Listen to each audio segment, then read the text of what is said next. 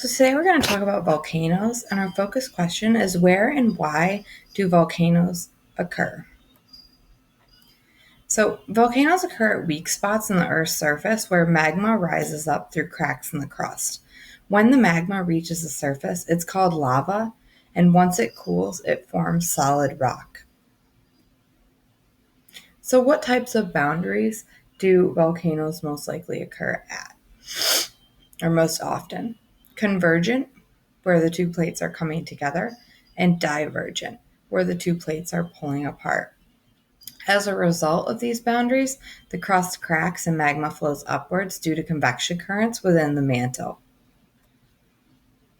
So, at a divergent boundary, the magma is released at the trench as the plates move away from each other.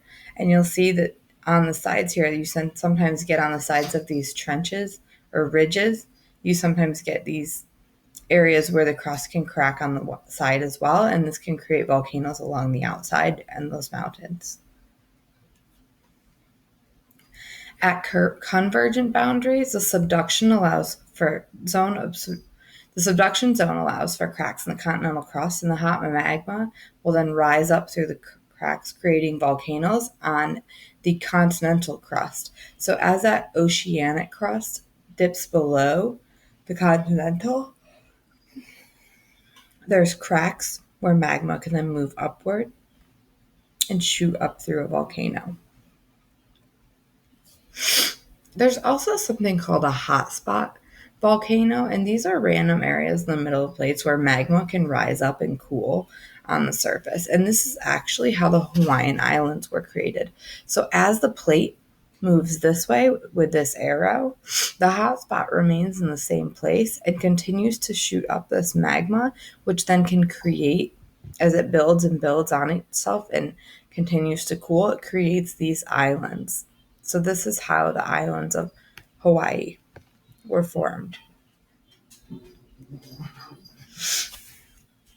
So there's also this area called the Ring of Fire, and this is an area around the Pacific Plate between North America and Asia, where there's a lot of volcanoes and a lot of earthquakes that go around this due to plate interactions.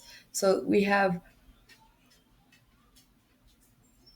a lot of transform faults up along the west coast of the United States. And then there's hot spots here in the middle, and then there's a lot of volcanoes due to subduction zones around the outside, as well as earthquakes, which can cause tsunamis as well when they occur underground or underwater. Go ahead and move on to your passage for today. We're going to be doing a constructive response to practice our constructive response techniques.